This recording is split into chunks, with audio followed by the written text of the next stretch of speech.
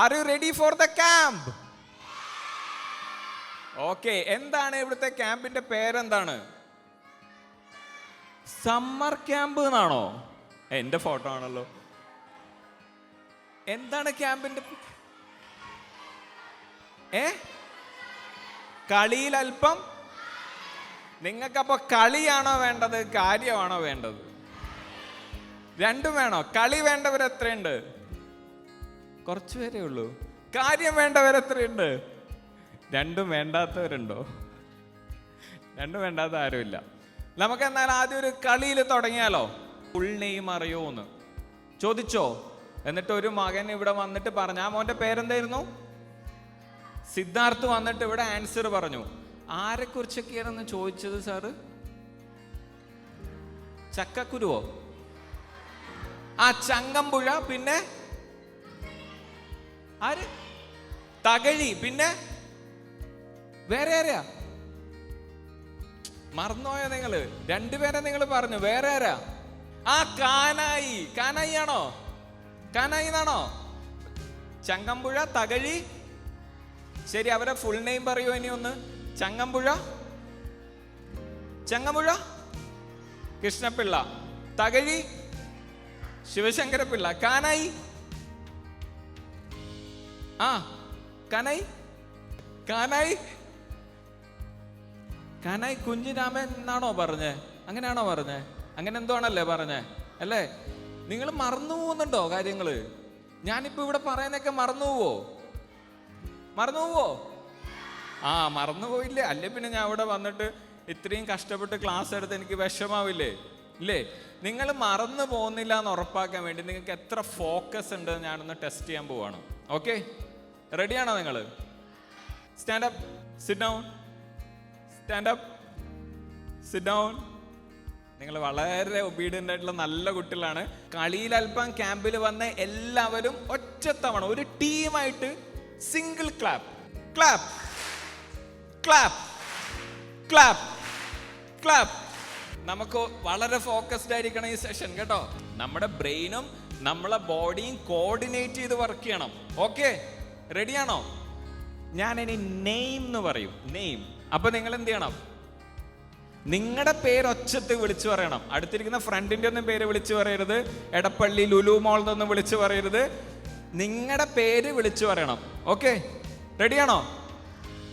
Name. പോരാ പോരാ. Name, name, clap, sit down. ഇനി ഞാൻ എന്ത് ചെയ്യും? ഈ നെയിമും ക്ലാപ്പും ഞാൻ സ്വാപ്പ് ചെയ്യാൻ പോവാ.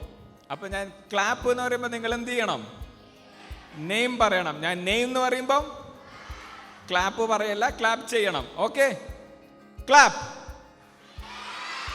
കുറച്ചു പേരെങ്കിലും ക്ലാപ്പ് ചെയ്യുന്നുണ്ട്. Clap. Name, name, name, clap. Habits. നമ്മൾ അങ്ങനെ കുറേ ഹാബിറ്റ്സ് ഉണ്ടാക്കിയിട്ടുണ്ട്. ഈ ഹാബിറ്റ്സ് ഒരു ദിവസം പെട്ടെന്ന് നിങ്ങളോട് മാറ്റാൻ പറഞ്ഞാൽ നിങ്ങൾക്ക് ഈസി ആയിട്ട് മാറ്റാൻ പറ്റുമോ? ഇല്ല. നമ്മൾ കുറേ കാലങ്ങളായിട്ട് ചെയ്തിട്ടുള്ള കാര്യങ്ങൾ പെട്ടെന്ന് ഒരു ദിവസം നമ്മളോട് മാറ്റാൻ പറഞ്ഞാൽ നമ്മുടെ ബ്രെയിനിന് എളുപ്പമല്ല. അതാണ് നമ്മളിപ്പോ കണ്ടത്. നിങ്ങളോട് ക്ലാപ്പിന് പകരം പേര് പറയാൻ പറഞ്ഞപ്പോൾ നിങ്ങൾക്ക് ബുദ്ധിമുട്ടിയില്ലേ? അല്ലേ? അറിയാണ്ട് നിങ്ങൾ ക്ലാപ്പ് ചെയ്തു പോയില്ലേ? എന്തുകൊണ്ടാ വെച്ചാൽ നിങ്ങളെ ബ്രെയിനിന് അത് നാച്ചുറൽ ആണ്. അപ്പോൾ നമ്മൾ പല ഹാബിറ്റ്സും ഉണ്ടാക്കുമ്പോൾ എന്ത് ചെയ്യണം? ആ ഹാബിറ്റ് കുറെ കഴിഞ്ഞാൽ എനിക്ക് മാറ്റാൻ ബുദ്ധിമുട്ടായിരിക്കും. അതുകൊണ്ട് ഞാൻ ഉണ്ടാക്കുന്ന ഹാബിറ്റ്സ് ഒക്കെ എന്തായിരിക്കണം? ഡെയിലി റൊട്ടീനും എങ്ങനെയുള്ള ഹാബിറ്റ് ആയിരിക്കണം? നല്ല ഹാബിറ്റ് ആയിരിക്കണം. നല്ല നിലയിലെത്താൻ വേണ്ടിയിട്ടാണ് നമ്മൾ പഠിക്കുന്നത് അല്ലേ? എങ്ങനെയാണ് നല്ല നിലയിൽ നമ്മൾ എത്തുക? പഠിച്ച് കഷ്ടപ്പെട്ട് നമ്മള് ജോലി അല്ലേ? നമ്മള് പഠിച്ച് കഷ്ടപ്പെട്ടിട്ട് ഒരു ജോലി മേടിക്കും അല്ലേ? ജോലിക്കല്ലാതെ പഠിക്കുന്നവരുണ്ടോ? ജോലിയൊന്നും വേണ്ട, ജോലിയൊന്നും വേണ്ട എന്ന് പറഞ്ഞ് പഠിക്കുന്നവരാരും ഇല്ല. ചില കുട്ടികൾ UP സ്കൂളിലാണ്, 7th താഴെയാണ്. കുറെ പേര് 7th to 10th ഇടയിലാണ്. ചിലർ 12th. ഇനി നിങ്ങൾ എത്ര കൊല്ലം പഠിക്കും? ഒരു 3, 4, 5 കൊല്ലം മിനിമം പഠിക്കൂ ഇല്ലേ? 5-6 കൊല്ലം നിങ്ങൾ പഠിക്കും. രാവിലെ നിങ്ങൾ ബാഗ് എടുത്ത് പോവും, വൈകുന്നേരം വരും, രാവിലെയും ബാഗ് എടുത്ത് പോവും, വൈകുന്നേരം വരും. ഈ എക്സസൈസ് നിങ്ങൾ കുറേ കാലം എന്നും ചെയ്യും അല്ലേ? പക്ഷെ നമ്മൾ വീട്ടിൽ വന്നാലും ക്ലാസ്സിലാണെങ്കിലും ഏറ്റവും കുറച്ച് സമയം കൊണ്ട് നമുക്ക് കാര്യങ്ങൾ മനസ്സിലാക്കണമെങ്കിൽ നമുക്ക് എന്ത് വേണം? നമ്മുടെ ഫോക്കസ് വേണം. നമുക്ക് ഫോക്കസ് ഡെവലപ്പ് ചെയ്യാനുള്ള ഏറ്റവും സിമ്പിൾ ടെക്നിക്ക് എന്ന് പറയുന്നത് നമ്മളെക്കുറിച്ചൊന്ന് അവെയർ ആവുക എന്നുള്ളതാണ്. നമ്മളെക്കുറിച്ച് അവെയർ ആവുക, ബോധം ഉണ്ടാവുക. നമ്മളെക്കുറിച്ച് എങ്ങനെ ബോധം ഉണ്ടാവുക? നമ്മുടെ മനസ്സിൽ എന്തൊക്കെ ചിന്തകളാണ് വരുന്നതെന്ന് ഒരു 10 സെക്കൻഡ് ചിന്തിക്കുക, നോക്കുക. ചിന്തിക്കുകയല്ല, എന്തൊക്കെ തോട്ട്സ് വരുന്നുണ്ട് എന്നൊന്ന് നോക്കുക. കുറേ തോട്ട്സ്, പല തോട്ട്സും വരുന്നുണ്ടാവും ഇല്ലേ? നിങ്ങൾ ശ്വസിക്കുന്നതിനെ കുറിച്ച് അവെയർ ആണോ? നിങ്ങൾ ശ്വസിക്കുന്ന എപ്പോഴും നിങ്ങൾ ചിന്തിക്കാറുണ്ടോ? ഞാൻ എപ്പോഴും ശ്വസിച്ചുകൊണ്ടിരിക്കുകയാണ്, ഇങ്ങനെ ചിന്തിക്കാറുണ്ടോ? നമ്മുടെ മൈൻഡിനെ ഫോക്കസ് ചെയ്യാൻ വേണ്ടിയുള്ള ഏറ്റവും സിമ്പിൾ ടെക്നിക്ക്, നിങ്ങൾക്ക് എവിടെയാണെങ്കിലും ചെയ്യാൻ പറ്റുന്ന ഏറ്റവും സിമ്പിൾ ടെക്നിക്ക് എന്ന് പറയുന്നത് നിങ്ങളുടെ ബ്രീത്തിങ്ങിൽ ഫോക്കസ് ചെയ്യുക എന്നുള്ളതാണ്. എന്താണ്?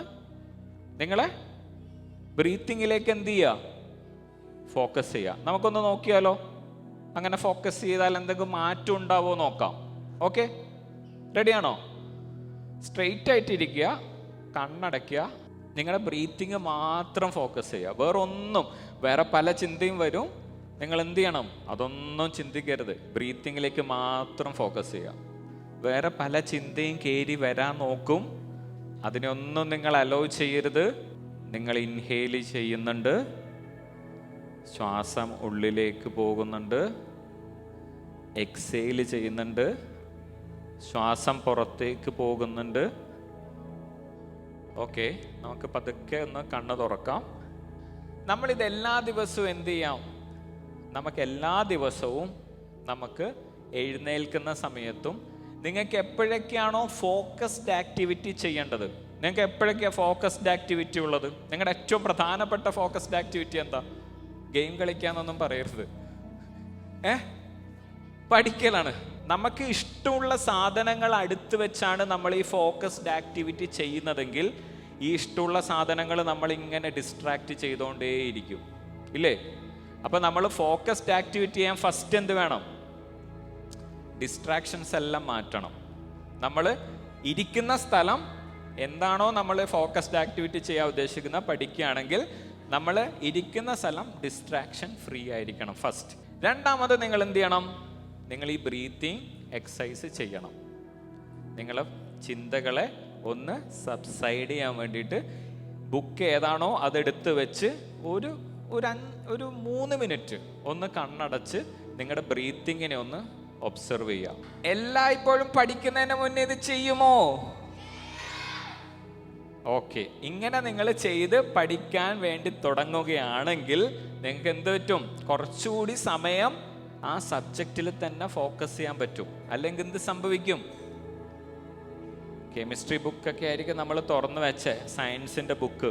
പക്ഷെ നമ്മൾ ചിന്തിക്കുന്നത് ഇന്നലെ എമ്പുരാനിലെ ലാലേട്ടൻ്റെ ഫൈറ്റ് അല്ലേ? നമ്മളെ ചിന്ത, അല്ലെങ്കിൽ ബസൂക്കയിലും മമ്മൂക്ക എന്ന ലുക്ക അല്ലേ? നമ്മൾ ചിന്തിക്കുന്നത് വേറെ എന്തെങ്കിലും ആയിരിക്കും അല്ലേ? നമ്മുടെ ഡിസ്ട്രാക്ഷൻസ് വളരെ കൂടുതലാണ് നമുക്ക്. ഇപ്പം നമ്മൾ ഈ സോഷ്യൽ മീഡിയയൊക്കെ ഉള്ളതുകൊണ്ട് നമ്മൾ എന്ത് ചെയ്യണം? എപ്പോഴും ഫോക്കസ്ഡ് ആക്ടിവേറ്റ് ചെയ്യുന്നതിന് മുമ്പ് നിങ്ങൾ ഈ മെഡിറ്റേഷൻ ചെയ്യണം. ഇതൊരു മെഡിറ്റേഷനാണ്. നിങ്ങളുടെ ബ്രീത്തിങ്ങിൽ ഫോക്കസ് ചെയ്യുക എന്നുള്ളത് ഏറ്റവും സിമ്പിളായിട്ടുള്ളൊരു മെഡിറ്റേഷനാണ്. ചെയ്യോ നിങ്ങൾ? ഇങ്ങനെ നിങ്ങൾ പഠിക്കുകയാണെങ്കിൽ നിങ്ങൾക്ക് കുറച്ചുകൂടി കൂടുതൽ ടൈം നിങ്ങൾക്ക് ആ വിഷയത്തിൽ ഫോക്കസ് ചെയ്യാൻ പറ്റും. ഓക്കെ, നിങ്ങൾ ഈ പ്രഗ്യാനന്ദ എന്ന് പറഞ്ഞ ആളെ കുറിച്ച് കേട്ടിട്ടുണ്ടോ? ലോകത്തിലെ ഏറ്റവും പ്രായം കുറഞ്ഞ ഗ്രാൻഡ് മാസ്റ്ററാണ് പ്രഗ്യാനന്ദ. വിശ്വനാഥൻ ആനന്ദ്, ഗാരി കാസ്പറോവ്, കുറേ പേരുണ്ട് ചെസ് കളിക്കുന്നത്. അവരാക്കാളൊക്കെ എത്രയോ നിങ്ങളെയൊക്കെ പ്രായം ഉണ്ടാവുള്ളൂ പ്രഗ്യാനന്ദക്ക്. ഹൈസ്കൂളിൽ പഠിക്കുന്ന കുട്ടിയാണ് പ്രഗ്യാനന്ദ. ലോകത്തിലുള്ള എല്ലാവരെയും ചെസ്സിൽ അയാൾ തോൽപ്പിച്ചിട്ടുണ്ട്. നിങ്ങളെല്ലാവരും പ്രഗ്യാനന്ദൻ ആവണം എന്നല്ല ഞാൻ പറയുന്നത്, പക്ഷേ ഏറ്റവും ഫോക്കസ് ആവശ്യമുള്ളൊരു ഗെയിമാണ് ചെസ്സ്. പ്രഗ്യാനന്ദനോട് നിങ്ങൾ ചോദിച്ചു കഴിഞ്ഞാൽ, നിങ്ങൾ എപ്പോഴെങ്കിലും കാണുവാണെങ്കിലോ അല്ലെങ്കിൽ അദ്ദേഹത്തിൻ്റെ ഇൻ്റർവ്യൂവിലൊക്കെ കണ്ടാൽ നിങ്ങൾക്കറിയാം, പുള്ളി സ്ഥിരമായിട്ട് ഈ മെഡിറ്റേഷൻ ഫോളോ ചെയ്യുന്ന ഒരാളാണ്. കാരണം എന്താ വെച്ച് കഴിഞ്ഞാൽ നമ്മുടെ മൈൻഡിന് നല്ല ഫോക്കസ് കിട്ടും.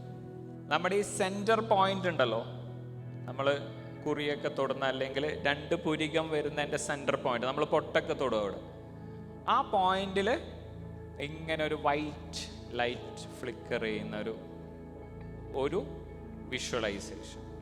ഇങ്ങനെ കുറേ വിഷ്വലൈസേഷൻസ് നമുക്ക് ചെയ്യാൻ പറ്റുന്നതുണ്ട്. ഇതിനൊരു ആശ്രമത്തിൽ വൈറ്റ് ഫ്ലവർ മെഡിറ്റേഷൻ എന്ന് പറഞ്ഞൊരു മെഡിറ്റേഷൻ തന്നെയുണ്ട് അമ്മ ചെയ്യിക്കുന്നത്. അതിൽ ഈ വിഷ്വലൈസേഷൻസ് എല്ലാം വരും. ഇങ്ങനെയുള്ള വിഷ്വലൈസേഷൻസ് നിങ്ങൾക്ക് എവിടെയെല്ലാം കിട്ടുന്നോ അത് ദിവസവും ഒന്ന് പ്രാക്ടീസ് ചെയ്യാൻ നോക്കുക. അത് ഇതാവണം എന്നല്ല, ഏത് വിഷ്വലൈസേഷൻ ആണെങ്കിലും നമ്മുടെ മൈൻഡിനെ ഒന്ന് റിഫ്രഷ് ചെയ്യുക. ഒന്ന് എന്ത് ചെയ്യണം? നിങ്ങളുടെ ബ്രീത്തിങ്ങിൽ ഫോക്കസ് ചെയ്യണം. ചെയ്യോ? രണ്ടാമത്തത്, ബ്രെയിനിനെ നമ്മൾ വിഷ്വലൈസേഷൻ ടെക്നിക്ക് ഉണ്ട്, അത് പഠിപ്പിക്കണം. പറ്റുമ്പോഴൊക്കെ ഇങ്ങനെയുള്ള വിഷ്വലൈസേഷൻസ് ഇമാജിൻ ചെയ്യാൻ നിങ്ങൾക്ക് പറ്റണം. 2 കാര്യങ്ങൾ പിന്നെ പഠിച്ചത് ഫോക്കസ് ഡെവലപ്പ് ചെയ്യാനുള്ള 2 മെത്തഡോളജീസ് ആണ്. ഒന്ന്, നിങ്ങളെ ബ്രീത്തിങ്ങിനെ ഫോളോ ചെയ്യുക. രണ്ടാമത്തത് വിഷ്വലൈസേഷൻ ചെയ്യുക. റെഡിയാണോ? ഓക്കെ ആണോ? ചെയ്യുമോ?